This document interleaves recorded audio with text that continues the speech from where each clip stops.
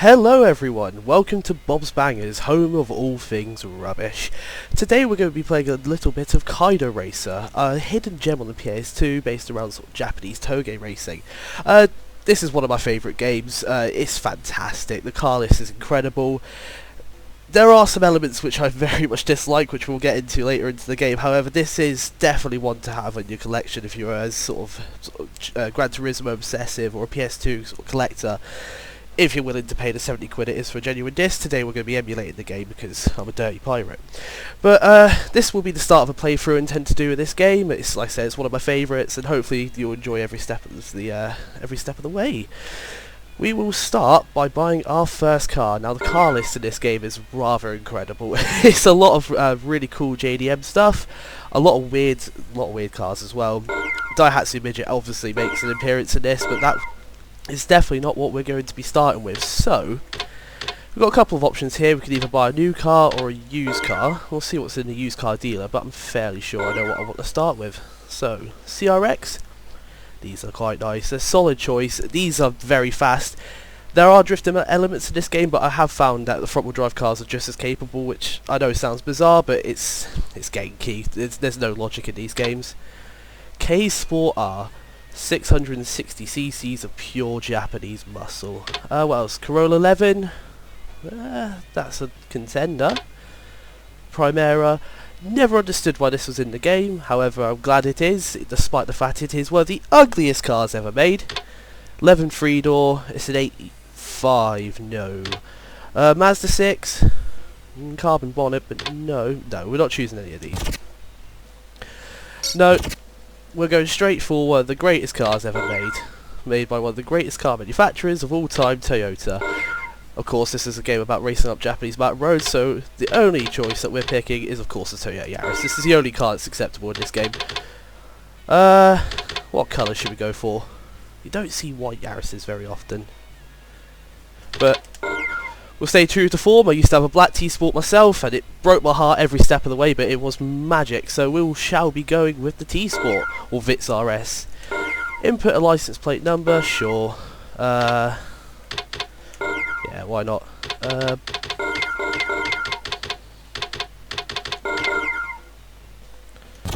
Bobski. Go on then. Bobski. This is okay. So we've got some daytime elements and some nighttime elements. Basically, daytime, that's where you're going to be doing a lot of your sponsor races. So sponsorships in this game, the more of them you have, the more money you can earn in the daytime races. When we move to nighttime, it's more of the sort of illegal street racing side of things, racing through mountain roads. The daytime's where you're going to earn most of your money. The nighttime is what progresses you through the game, as the game's currently showing you on the screen. I'm rubbish at this, I do apologise. Of course, any feedback in these videos would be greatly appreciated. I'm new to this and I would very much like to know what I could do better and what's going well. But you can earn money in category races and enter advanced races, so that's basically Gymkhana.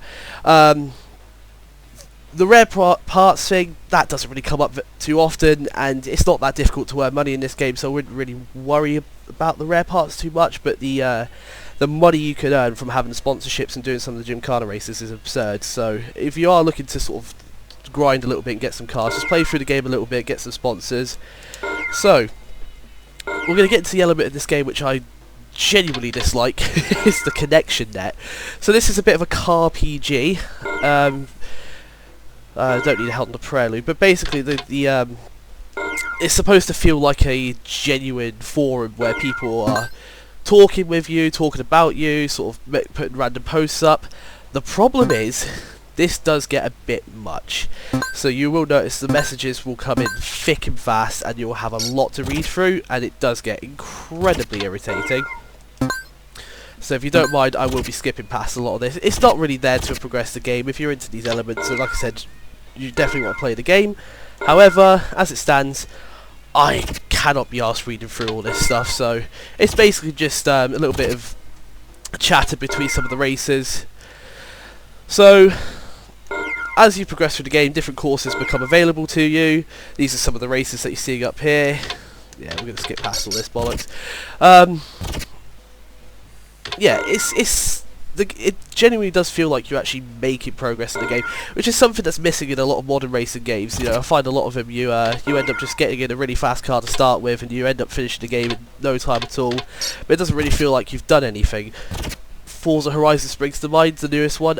I love the game. It is a fantastic game and it's a great distraction. However, I think it does a lot of things wrong compared to what the other games did, especially the first sort of 2 Horizons. Horizon 3 being the exception. That game was fantastic. So we're going to get straight into it. Tell you what we are going to do quickly is turn off traction control, because it will genuinely hinder your car here. All this stuff doesn't really apply to us as right now. I tend to have ABS on too, just because anything less than that your car just skids into a wall, which you'll find in the nighttime races can be a problem. Let's do a couple of sponsor races.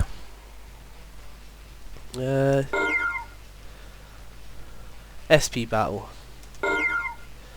Ooh, no shift assist. Sleeker GT4, one of my faves. I do love these things. They've gotten very expensive in recent years. But then again, what hasn't? If it's Japanese, it's definitely going to have a price tag on it. So if you look at the bars at the top of the screen, what you'll be looking at is effectively a health bar. It works in a similar way to Mortal Kombat, I guess you could say. Basically, the further away you get from the car, the opposite car, sorry, the faster their bar goes down. And once it reaches 0, or once you've reached the end of the course, granted you're in first place, that's the race over. And that is true for a lot of the nighttime races. There are a few where it's a little bit different. There's some where you race against the clock and that bar's still there. Now that bar will drop if you make contact with walls, make contact with the other car, or if you fall far behind the other car as well, which if you don't pick the right starter car, which in this case I definitely have, that is something you're going to notice. It's quite easy to soft lock yourself in the beginning of the game. I mean, the first few races are fairly stupid, so you should be able to get around them, but if you pick a 660cc K car with no upgrades on it, you're going to struggle. Now the upgrading system in this game is a bit weird as well, so you have different types of engines, engine types. You've got S engine, H engine, and each one of those has its corresponding parts that works alongside it. We'll get into that a bit later, but basically you have to have the right combination of parts to be able to make the most horsepower, which is baffling if you don't know what parts work with the others. It can be a real try and error.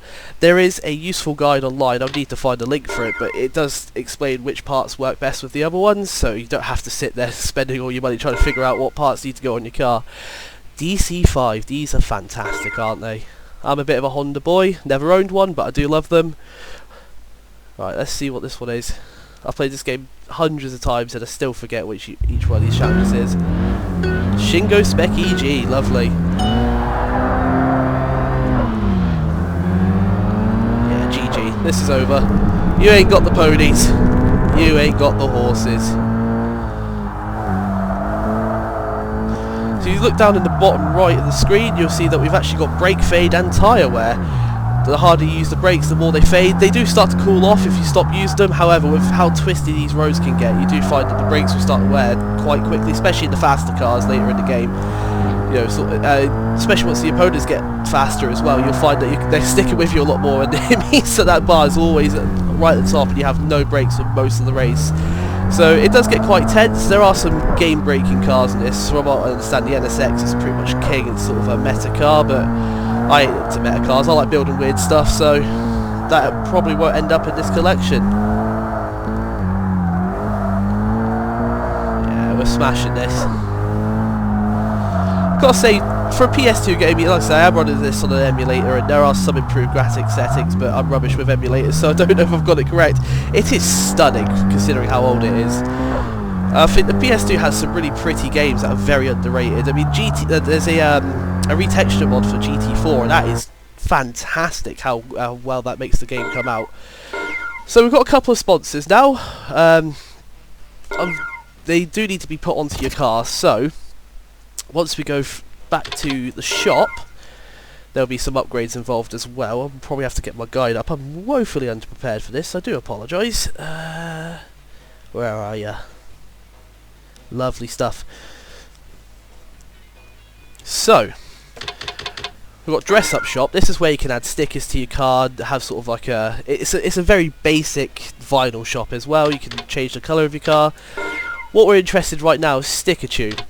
Now, depending where you put your sponsor stickers, they'll earn you more money. As you get through the game, there are sponsors that pay out a lot more money, and from what I can tell, the windscreen seems to be the windscreen and the rear window seem to be the two places that earn the most money. However, it is a matter of playing around with the stickers and seeing which ones work where, and that's how you get the most money for the sponsor races.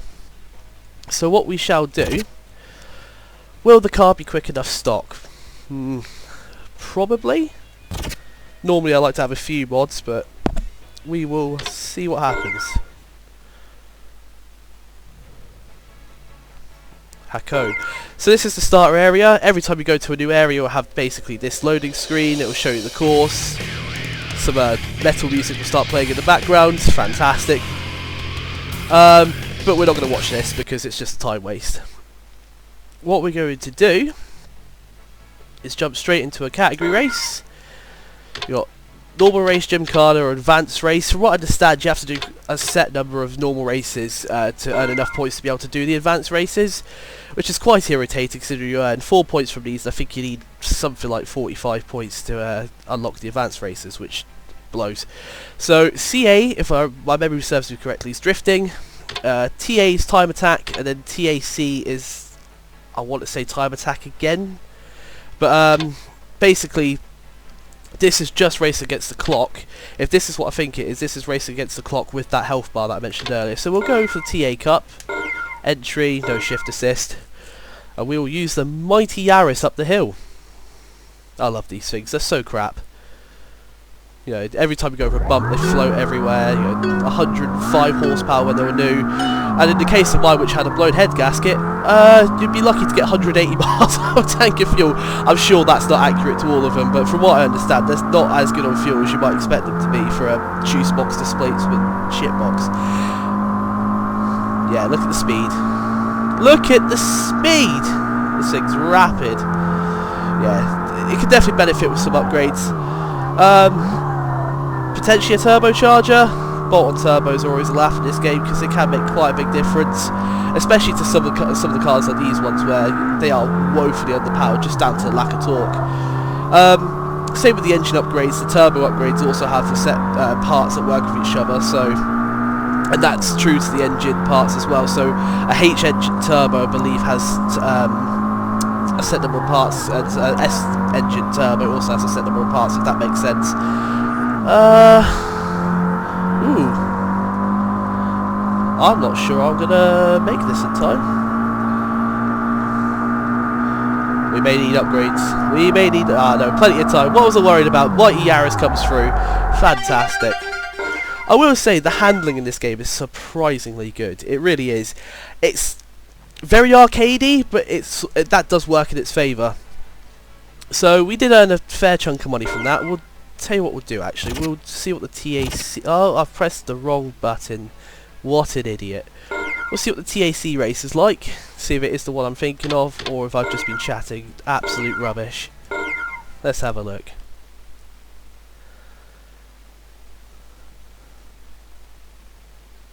Come on, game. Okay, no, it is the one I was thinking.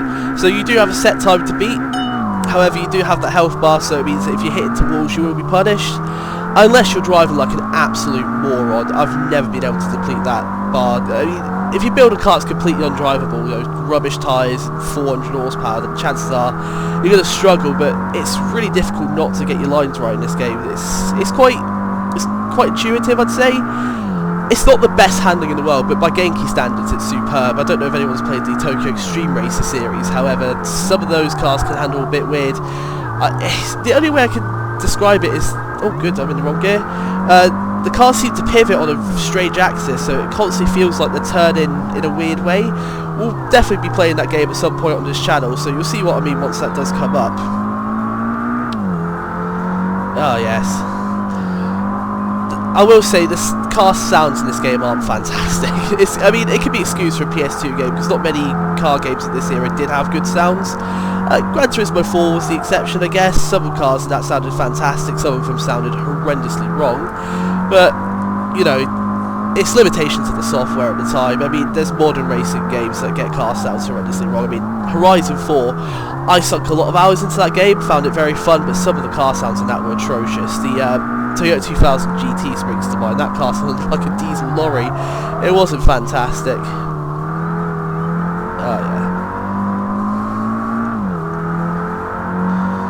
Oh yeah. The thing is, you'll notice a stark difference between the day races and the night races. The daytime really does show off how sort of good looking this game was for its time. The night races definitely focus more on the racing element. I mean, as you can see, I'm only racing against the clock here, and that is the same for most of these daytime races, if not all of them. Occasionally you'll go into the shop or you'll go into a race, and a random racer will pop up and challenge you to a race, and you have to go to the car park. Now, the parking areas in this is where all the magic happens at night time. This is where the races at night time will show up. They'll show up as a little dot, one of the colours on the screen. If there's a normal racer, nothing special, just be a little white dot. Anything special, then they'll come up in a coloured dot, medalist, and so on. Slashes are the bosses for each level, if you will. Basically, the slashes are supposed to be the fastest in the area. They'll have a very tuned up car. I've never had a problem with the early ones. They're not that fast. So long as you sort of get around them, it's fairly easy. The races can be over and done with quite quickly. Let's look at the tuning section of this game, part shop. It is quite extensive, it has to be said. So you can do the engine tuning, bolt on turbo. If the car's already turbo, then it's just a matter of upgrading turbo parts. You can change the muffler, if you will, exhaust, whatever you want to call it. This does actually give the option to change the exhaust tip, and that does show on the car, which is quite a cool feature. Not a lot of games today do have that feature. Need for Speed's the only one I can think of. Standard suspension, brakes, and so on and so forth. You can make the car lighter, but in this case it's 940 kilos. I think that'd be money wasted right now. There's also carbon bonnets. You can actually have a normal carbon bonnet, or you can have it coloured or painted. So yeah, it's attention to detail you don't really expect from a game of this era. It's quite fantastic, actually. I will say the carbon effect looks horrendous. It does look like a carbon wrap, a cheap carbon wrap you get on some cheap Corsa 1.2 or something, but you know, it's once again limitations of software. Eyeline kit, so you can make the car look moody or stupid, if you will. Full aero. This is expensive, makes the car heavier. It does look quite good though. We are buying it. I do not care. Yes. They've even got a good selection of alloy wheels. Enki RPF ones. It's the only wheel. It's the only wheel. Up 1 inch. Go on then. We could all use an extra inch, front and rear. The cool thing about this is you can have different wheels front and rear, front to back. Sorry, which once again is a feature that some modern games struggle to have included. So, yeah, this game it's all right in my books. I definitely enjoy playing it, and I think it does a lot of things right. So I believe Type 1's the standard exhaust tip, and then you've got a big cannon, dual exhausts, standard looking exhaust at an angle, if I remember correctly. Another big cannon, dual tip, upswept, and a bigger upswept, and then even bigger upswept. We will go for Type 4, go on then. Cooling module. These are nice cheap mods. They do help increase the horsepower of the car. How much is the bolt on turbo? Yeah, go on then. Why not? 161 horsepower. We'll put a ROM on there as well. This just gives us the ability to tune the map a little bit. It's very basic. It's basically just pushing the power peak up or down the rev range. I mean, my instinct's always just to make it as powerful as possible, but that, in some cases that's not the best thing to do. I'll tell you what we'll do. Go to the garage. Tune up. ROM setting. As you progress through the game, you'll get higher level parts which allow you to adjust more and more. This is the basic ROM. As you can see, you don't have much adjustment on it. However, the higher level ROMs you get, the more adjustment you have. So as you can see, if I move it down, the low end power starts to creep up, but we lose some top end. If we adjust it the other way, we gain a little bit of top end and lose a little bit of bottom end. With how small the increase is at the top and how small the decrease is at the bottom, I'm just going to crank it all the way up, because it's not really going to make that much of a difference anyway. And in a game where you're basically in the red line all the time, it's good to have the power up top. 162 horsepower in a Yaris, that sounds hysterical.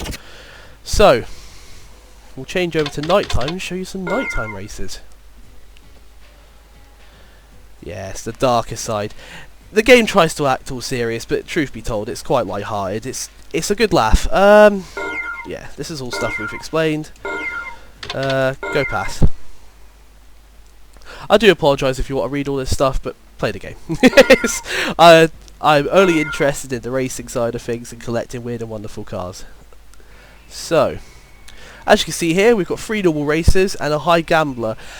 High gamblers will bet either a high amount of money or a car part or maybe even a car, and unless you have enough money to match the value of the car part or match the value of what they're offering, you can't enter the race. I believe that's a 350Z and he wants 52 grand to race. Look at the wing! Race car! Okay. No. Okay. So, they tried to give all these characters personalities. Not a lot of them are very memorable. The cars are. I mean, you'll remember quite a few of their cars, but you won't remember their names. Let's see what happens here.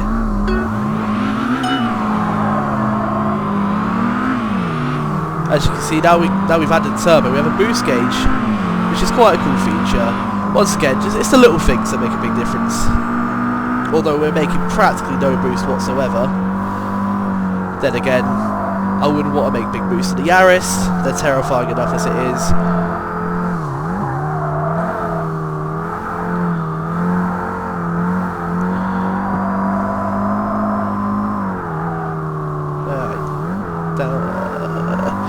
Yeah, maybe some tyres would have been a smart investment, because it is starting to understeer a little bit now, which is incredible because this is surely the greatest handling car of all time.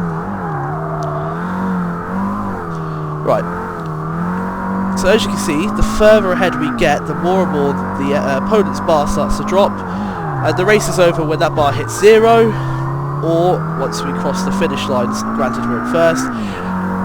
Then we'll win the prize money. If we lose, then we'll lose the prize money, which can be quite annoying, and this is how you can quite easily soft lock yourself in the beginning of the game. If you don't pick a car that's fast enough and spend all your money upgrading it, it's still not fast enough, you have to grind out the day races, and it just makes the game a lot harder than it needs to be. So as soon as you beat a racer, he'll be done for the night. I guess he goes home and cries.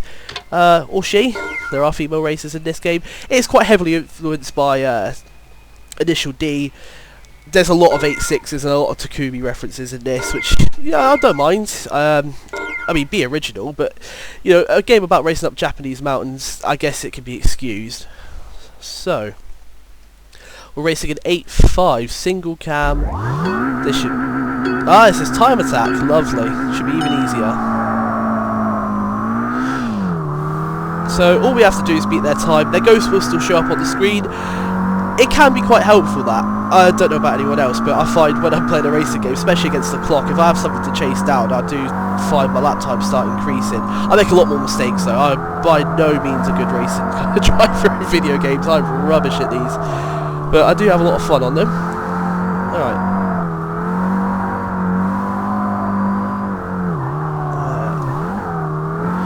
I mean, the early courses are quite easy. The corners aren't too challenging, but as you progress through the game, you'll start to notice dirt tracks start showing up. They suck, especially if you don't know that there's going to be a dirt track showing up, and then you've picked a high-power rear-wheel drive car. The game becomes unbelievably difficult. And in true Genki fashion, there will just be a random difficulty spike for no reason whatsoever. But not this time. That was quite easy. Lovely stuff. High Gambler next, or... I'll tell you what, we'll race all the normal races. We'll leave the High Gambler till last. Ozam! These are fantastic little cars. So, this is going into... He's sort of trying to help out with the game a little bit here. He's saying about the sponsor stickers and how the category races will make him rich. There are a few pointers on what you should be doing. As you can see, he's got the yellow magic sticker on his car. That's the sponsor that comes later in the game. I believe after you beat the first slasher. And that is one of the ones you want on the windscreen, because it can boost your income quite nicely. I tend to grind out the Gymkhana races because they're over and done within 30-40 seconds, and once you have enough sponsors, you're earning anywhere between 300,000 to 1 million credits. That's as far as I've got into the game. I'm sure the more sponsors you have, the better it becomes. But yeah, the game becomes quite easy once you have the sponsor stickers on your car, especially if you set up a rear-wheel drive car for the Drift and Gymkhana, because you can just grind those out, like I said, 40 seconds at a time, so it's not like it takes much time. You know, within 5 minutes you're rich and you can buy basically any car you want in the game. I tend to find the sort of Sylvias are quite good. I mean, that goes without saying. I had a 86 coupe, which was not too bad either. That was turbocharged. That used to do the Gymkhana stuff quite nicely. I wish I had one in real life, but truth be told, I'm a diesel golf boy and miserable about it. Those things. Everyone said, oh, buy a golf, it'll be reliable, and it's been nothing but a pain in the backside. Then again, that's the story of my life. The only reliable car I've had was a 1.2 Clio I traded an A3 and cashed my way for. And I sold that to fix my DS3, which stopped working again. But that's a story for another day. Oh, we smashed them! There we go. I mean, apart from the more difficult races, you'll find a lot of these races are over and done with in less than a minute, and that's true for the day and night races, which is quite nice. It means it keeps the gameplay quite fast. It means you can sort of progress through faster, so that's 40,000 credits. With this being a 350Z, you'd expect it to be very fast, and this is this is an FL battle. So you've got FL battles and LF battles, follower leader and leader follower. I can't remember which place you started on an FL battle. I believe you're in front. Let's have a look. But the trick to beating the 350 is just to block it immediately. Yeah, okay. So you'll see that we have a rival distance counter at the top. Oh my god. If they get 100 meters ahead of you, the race is over. If you get 200 meters ahead of them, then the race is also over. It means if you're in front once you cross the finishing line. Okay.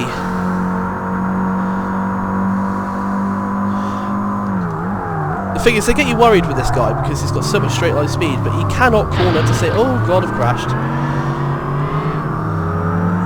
But yeah, this guy cannot corner to save his life. He's very slow in the bends. But the problem is, because his car's so fat, you struggle to get round it. Oh. There we go. Oh, he's squeezing me to the outside.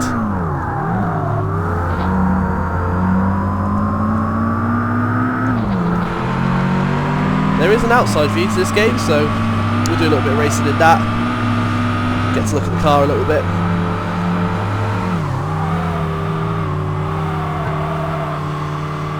Like I said, the car models are quite good in this game, I think.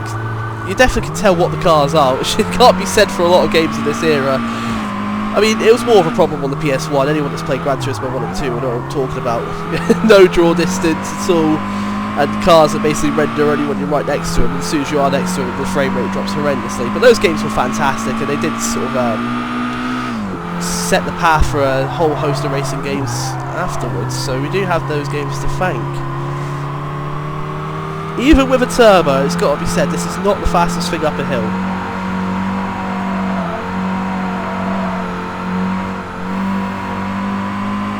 But it doesn't matter, we have won. Lovely. Well, that's the basis of this game. I think that's probably where we're going to finish this first episode. I apologise about me being stuttery and saying a lot. I said this was the first video, and I do want to improve and make things a lot better for everyone. So like I said, any feedback would be greatly appreciated. But this is the first episode of Kaido Racer, and with your support, then we should be playing a lot more of this, hopefully, and definitely some other games. I've got GT4 lined up. Gran Turismo 3 if people want it, definitely Tokyo Extreme Racer 0, that game's hysterical fun, maybe Midnight Club 3, but yeah, just let me know what you want to see in the comments, and thank you very much for your time, take care.